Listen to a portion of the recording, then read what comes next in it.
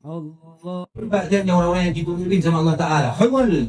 Ditutupi kewaliannya oleh Allah Subhanahu Wa Ta'ala. Aksar ahlul bait. Kebanyakan ahlul bait ditutupi oleh Allah Subhanahu Wa Ta'ala. Dan itu doa dari datuknya Al-Faqih Al-Mudaddam. Minta 3 perkara. Semua dzurriyyahnya al-jannah. Dan penciptanya ahlul jannah. Mutabah ahlul jannah. Minhum Al-Habib Abdullah bin Alwi dan Faqih Al-Muqaddam. Ketika lewat di surat Al-Mustaqim. Ini yang Imam Suqqas. Imam Suqqas. Ini mimpi bahwa jidnya Abdullah bin Ali bin Ghayuh bin Faqih Al-Muqaddam, cucunya Al-Faqih Al-Muqaddam. Itu ketika lewat surat Al-Mustaqim. Itu dia berhenti di tengah-tengah surat Al-Mustaqim dan gak mau terusnya. Insya ya Abdullah, nggak mudah. Hatta yashiru ala khalfi, sehingga kumpul semuanya. Muhibbi, pecinta anak. Wa mudhkiri nyebut anak itu. Abdullah bin Alwi bin Al-Faqih Al-Muqaddam. Wakil bin Faqih Al-Muqaddam. Ente sering duduknya sama cucu Nabi, nanti Habib Abdullah, Habib Syakir, Habib Qasim, Habib Ahmad, dia panggil kita.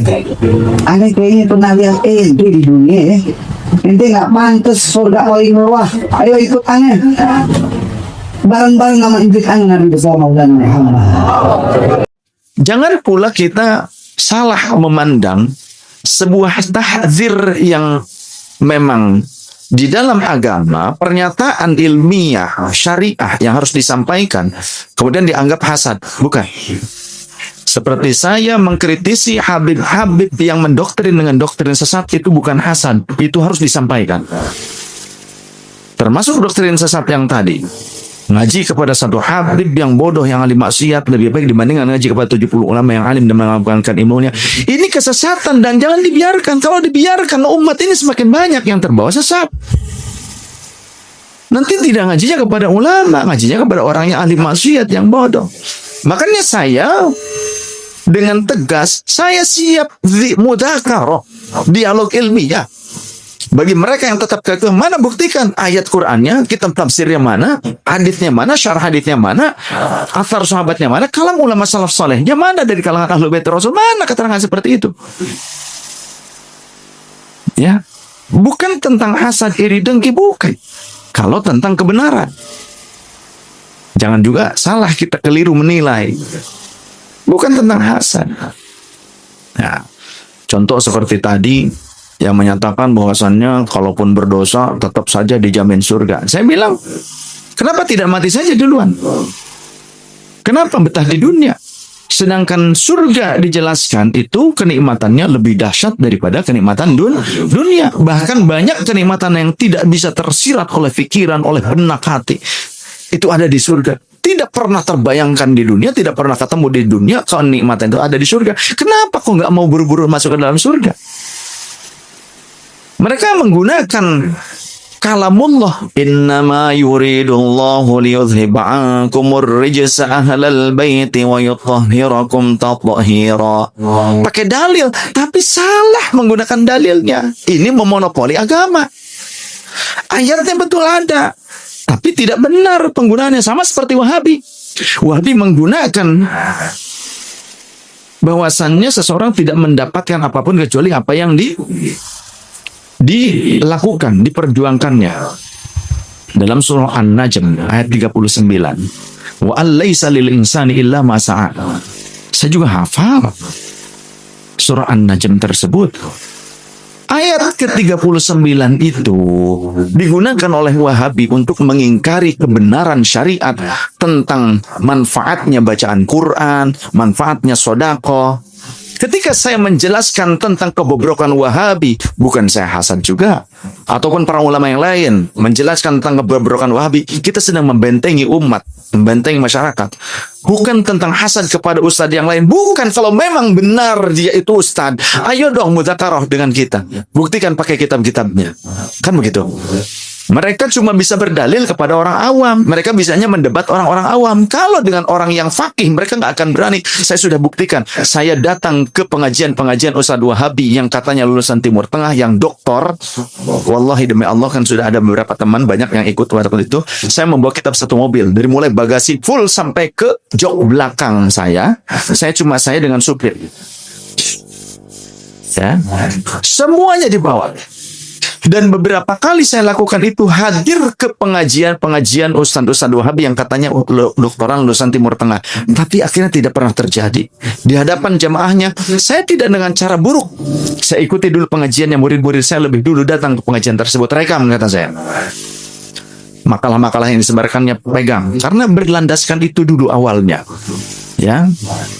Lalu masyarakat mengadu, minta tolong bagaimana. Ya saya datang hadir.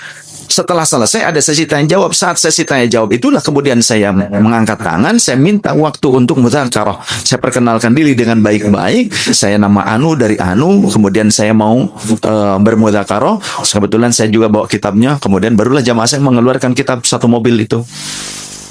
Ngeri mereka ngelihat satu mobil kitab. Ya, akhirnya nggak jadi. Diajaklah saya ke rumahnya, akhirnya di rumahnya ngopi bareng. Ada juga yang tidak diajak ke rumahnya, di situ kemudian dia minta maaf.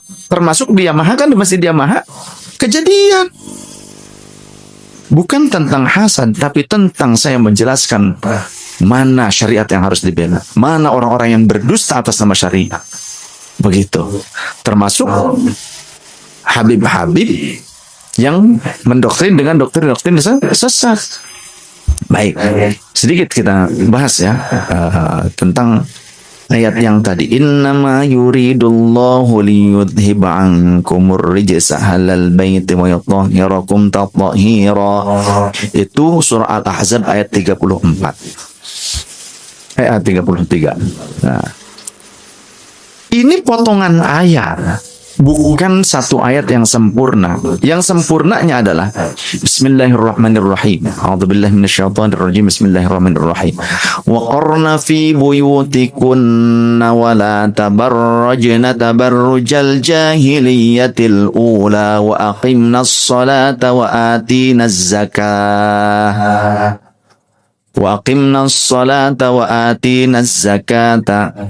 Wa ati'na Allah wa rasulah innama yuridullahu liyudhiba ankumur rijsa ahlal baiti wa yutahhirakum tathhira. Wallahu wa rasulah a'lam bimurda wa ma'na. Wa qarna fi buyutikunna.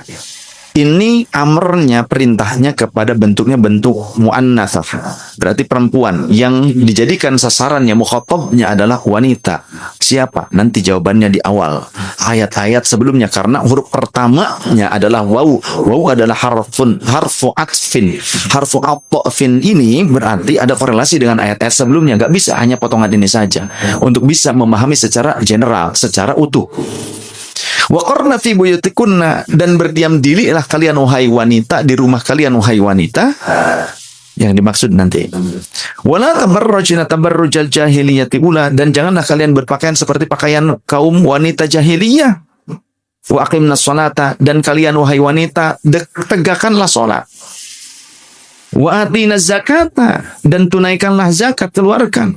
Wa ati'na Allah wa rasulah, dan taatlah kalian kepada Allah dan Rasulnya wahai kaum wanita. Barulah innama yuridullahu liyudhiba ankum rijsa ahlal baiti wa yutahhirakum tathhira.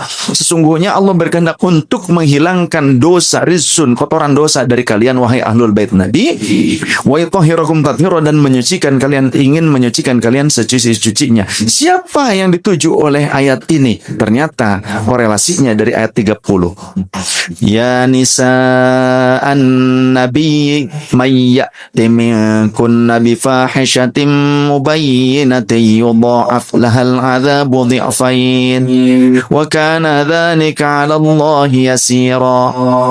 Wallahu rasul alam bimurni wa ma'na. Ya nisa'an nabi, wahai istri-istri Nabi. Ternyata istri Nabi yang meskipun dekat dengan Nabi bisa melihat aurat Nabi, bahkan bisa mempertontonkan aurat mereka di hadapan sang Nabi, langsung khidmat kepada Nabi, melayani Nabi, tetap diancam oleh Allah. Wahai istri-istri Nabi, mayyati minkun nabi fahishatin mubayyinah, siapapun di antara kalian wahai istri-istri Nabi yang melakukan fahishah mubayyinah, sesuatu yang buruk, yang salah, benar, jelas menurut syariat, itu adalah adalah kesalahan, keburukan, termasuk mengatakan kalau tidak sholat tidak mengapa. Itu keburukan menurut syariat. Itu dosa menurut syariat. Melakukan tindakan buruk, memeras umat, ataupun menipu umat, ataupun mendoktrin umat dengan doktrin sesat. Itu perbuatan yang buruk menurut syariat. Jelas salah itu menurut syariat. Maka yudha'af lahal adzabu dhi'fain, akan diancam, diazab 2 kali lipat azabnya. Bukan cuma dosa. Yudha'af lahal adzabu, didobelkan adabnya. Dhi'fain 2 kali lipat. Kalau sekelas istri Nabi diancam, apalagi orang yang zaman sekarang ngaku turunan, dan itu pun belum jelas. Yang tahu cuma Allah Ta'ala hakikatnya. Kan banyak sekarang yang ngaku-ngaku. Betul. Ini harus dijelaskan. Harus dijelaskan. Kalau ada orang berkata, dan ini benar berkata, dan sampai informasi itu kepada saya, tidak akan Allah mengazab keturunan Nabi, zuriyah Nabi, yang maling, yang memeras, yang mabok, yang tidak sholat. Mana mungkin bagi Allah mengazab keluarga Nabi?